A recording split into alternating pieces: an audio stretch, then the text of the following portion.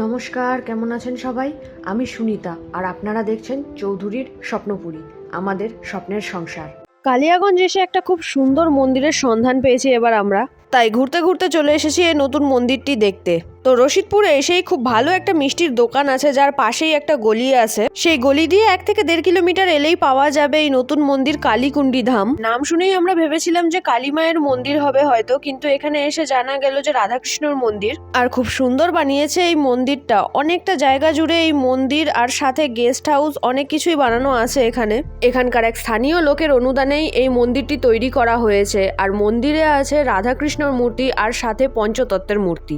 এখানে মন্দিরের পাশেই আছে অফিস রুম, তার পাশেই একটা ঘরের মতো আছে, যেটা কি কাজে ব্যবহার করা হয় সেটা আমার জানা নেই। আর মন্দিরের ঠিক সামনেই আছে তুলসী বেদি। নাম কীর্তনের জন্য এই জায়গাটাকে খুব সুন্দর করে বানানো হয়েছে। আর পাশেই আছে একটা পুকুর, পুকুরের চারপাশটা সুন্দর করে বাঁধানো হয়েছে আর ঘাটও করে রাখা হয়েছে।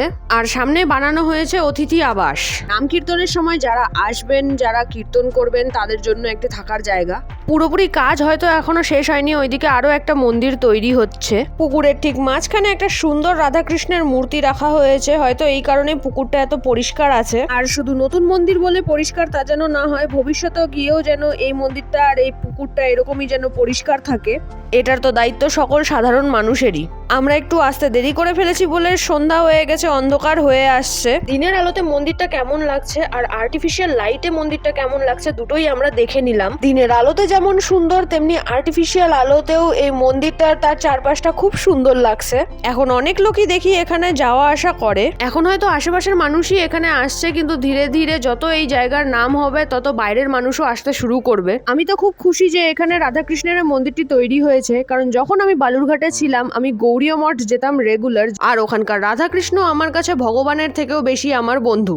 জীবনের যে কোনো কাজ শুরু করার আগে, শেষ হওয়ার পরে, আমি যে কোনো সিচুয়েশনে থাকি, আমি সুখে থাকি, আমি দুঃখে থাকি, আমি যে কোনো সিচুয়েশনেই থাকি, আমি তাদের সাথে দেখা করতে যেতাম। আর খুব আজব লাগবে শুনতে, তাদের সাথে আমি গল্পও করতাম। বিয়ের পরে সেই জিনিসটা আমি কালিয়াগঞ্জে খুব মিস করেছি, যে কয়দিনই আমি থেকেছি, কিন্তু আর সেটা আমি মিস করব না। এখানে পাশেই একটা দেখছি ছোট্ট করে দোকানও আছে।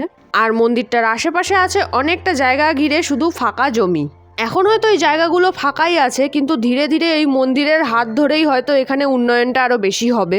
ধীরে ধীরে আরো দোকানপাট, বাড়িঘর সবকিছুই হবে এইদিকে। অতিথি আবাসের সামনের দিকের এই জায়গাটা একটা ছোট্ট পার্কের মতো তৈরি করে রেখেছে, সুন্দর করে সাজিয়ে রেখেছে, বসার জায়গাও করে রেখেছে এখানে। মাঝখানে সুন্দর একটি ফাউন্টেন আর চারিদিকে নানান গাছ লাগানো হয়েছে।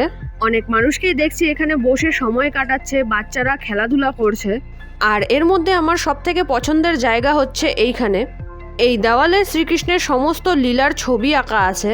বন্দিগৃহে তার জন্ম, তারপর তার সমস্ত বাধা পেরিয়ে যশোদা মায়ের কাছে পৌঁছানো, তারপর পুতনা রাক্ষসীর বধ, মাখন চুরির গল্প, তারপর এক এক করে তার জীবনের সমস্ত লীলা এই দেওয়ালে আঁকানো আছে।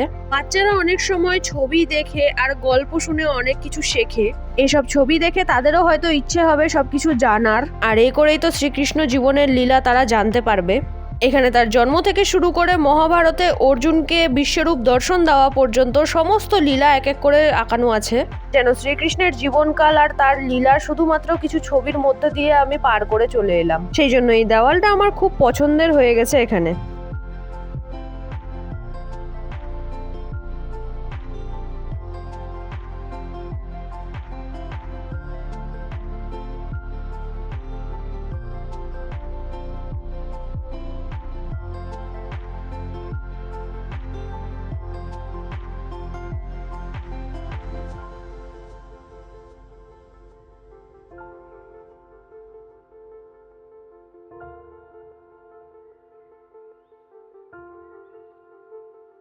খুব সুন্দর সময় কাটালাম আর খুব সুন্দর লাগলো এই মন্দিরটা।